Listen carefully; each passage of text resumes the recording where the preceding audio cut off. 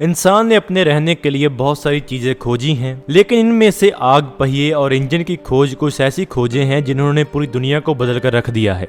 इंसान ने अपनी ज़रूरत के अनुसार आवाजाही के साधन विकसित किए हैं और अपनी ज़िंदगी को बेहतर ढंग से जीने का तरीका सीखा है, लेकिन ट्रांसपोर्टेशन यानी कि आवाजाही के सब साधन सोवियत यूनियन के इस आधे हवाई जहाज़ और आधे समुद्री जहाज़ के आगे फीके हैं।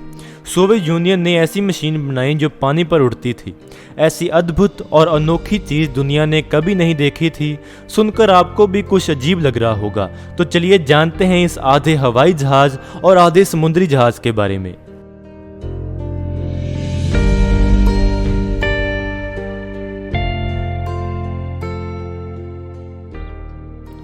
बात 1950 की है, जब अमेरिका की जासूसी सैटेलाइट्स सोवियत यूनियन पर नज़र रख रही थी और सोवियत यूनियन अंदर ही अंदर कुछ ऐसा बना रहा था जो साइज़ में किसी जहाज़ जितना बड़ा था, लेकिन उसके विंग्स काफ़ी छोटे थे। अमेरिका की जासूसी सैटेलाइट्स ने कुछ ऐसा ढूंढ लिया था जैसा उन्होंने पहले कभी नहीं देखा था। जैसा कि आप जानते हैं कि अमेरिका की पहले दिन से ही जासूसी की आदत रही है।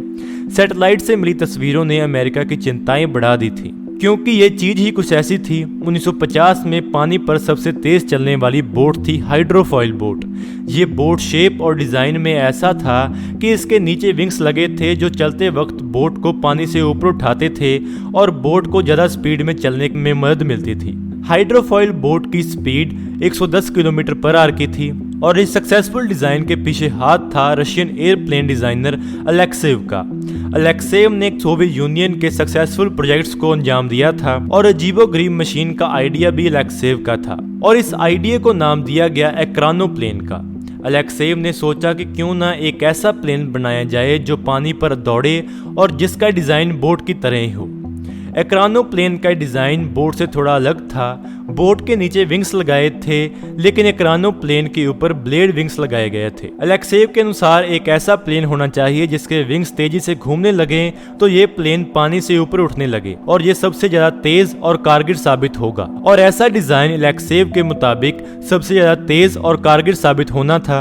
अलेक्सेव ने अपने इस आइडिया को सच में बदलने के लिए छोटे मॉडल्स को शो किया ताकि प्लेन को तैयार करने के लिए पैसा मिल सके। अलेक्सेव ने एक्रानोप्लेन्स के बहुत सारे फायदे भी सामने रखे, जैसे कि ये प्लेन की तरह तेज उड़ सकेगा। ये पानी की सतह से ऊपर रहने के कारण सबमरीन्स और सोनार की पकड़ में नहीं आ पाएगा। पानी पर चलने के कारण इसको मिलिट्री ट्रांसपोर्ट करने के लिए इस्तेमाल किया जा सकेगा और इसे हथियार ले जाना भी आसान होगा। डिज़ाइन में सिंपल होने के कारण ये काफ़ी सस्ते होंगे और इसके साथ ही ये काफ़ी हैवी क्रूज मिसाइल्स को भी कैरी कर सकेंगे और एंटी शिप मिसाइल्स को भी कैरी कर सकेंगे। अलेक्सेव के इस प्रोजेक्ट ने रशियन नेवी को काफ़ी इम्प्रेस कर दिया था और एक्रानोप्लेन्स पर काम शुरू हो गया। और इसका काम शुरू करने के पीछे ये कारण भी था कि ऐसी टेक्नोलॉजी किसी भी देश के पास नहीं थी। अमेरिका के पास भी ऐसी टेक्नोलॉजी नहीं थी। इसी कारण से अमेरिका ने अपनी सैटेलाइट्स को रशिया पर छोड़ रखा था। सोवियत यूनियन के इस गुप्त प्रोजेक्ट ने अमेरिका को कंफ्यूज कर दिया था। 1960 में एक्रानोप्लेन पर काम शुरू कर दिया गया और 5 साल के अंदर ही 1965 में रशिया ने दुनिया के सामने ये पानी पर चलने वाला 265 टन का जहाज खड़ा कर दिया। अजीबोगरीब दिखने वाला एक्रानोप्लेन 500 किलोमीटर पर आवर की रफ्तार से पानी के ऊपर चल सकता था और 600 टन का वजन उठा सकता था। ऐसी मशीन जाहिर है कि अमेरिका की चिंता बढ़ाने के लिए काफ़ी थी। उस वक्त एक्रानोप्लेन का ये मॉडल दुनिया में सबसे बड़ा प्लेन था। एक्रानोप्लेन पानी पर चलता था और टेक ऑफ के वक्त ये कुछ वक्त पानी पर रहता था और उसके बाद ये पानी से ऊपर उठने लगता था। एक्रानोप्लेन के उड़ने और चलने के तरीके को ग्राउंड इफेक्ट का नाम दिया गया था।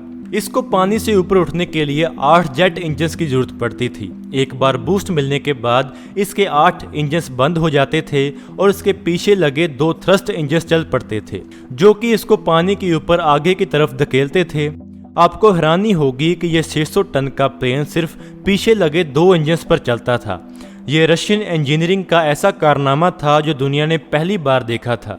इसके पीछे के टेल विंग की ऊंचाई 5 मंजिल जितनी ऊंची थी और ये हवा और पानी में स्टेबल और स्पीड को मेंटेन करने के लिए इसी टेल विंग का इस्तेमाल करता था। 1996 में एक्रानोप्लेन के केएम मॉडल को टेस्ट किया गया था, लेकिन इसके टेस्ट में इसकी बहुत सारी कमियां सामने आई थी। इसको संभालने के लिए स्पेशल मेंटेनेंस की ज़रूरत पड़ती थी। इसके 10 जेट इंजन्स के पानी पर चलने के कारण समुद्री पानी और वेस्ट मटेरियल से डैमेज होने का खतरा बना रहता था। एक्रानोप्लेन को उड़ाना बहुत मुश्किल था। पानी और हवा पर प्लेन बैलेंस करने के लिए पायलट को बड़ी मुशक्कत करनी पड़ती थी।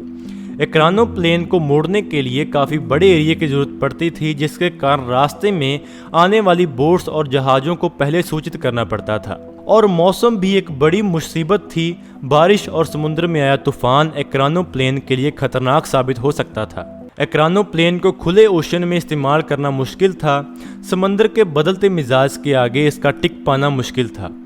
एक आधुनिक और कमाल लगने वाला जहाज होने के कारण भी ये प्लेन काफ़ी मुश्किलों को झेल रहा था। अगर इस प्लेन पर काम जारी रहता तो शायद अलेक्सेव की टीम इन सभी प्रॉब्लम्स को दूर कर देती और ये प्लेन काफ़ी सक्सेसफुल हो जाता।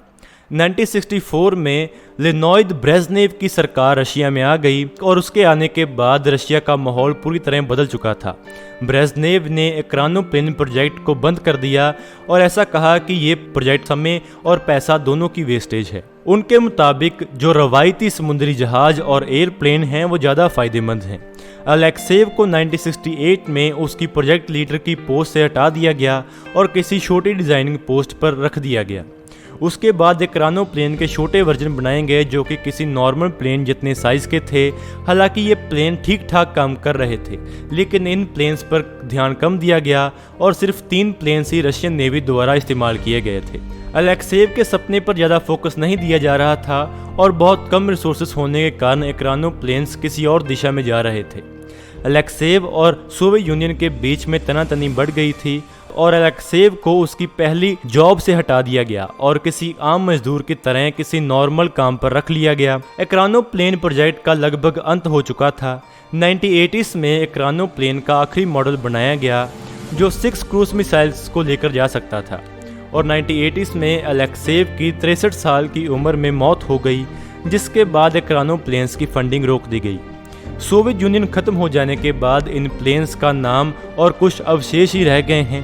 एक्रानोप्लेन्स का कॉन्सेप्ट पूरी दुनिया में बहुत सारे नए नए आइडिया लेकर आया था।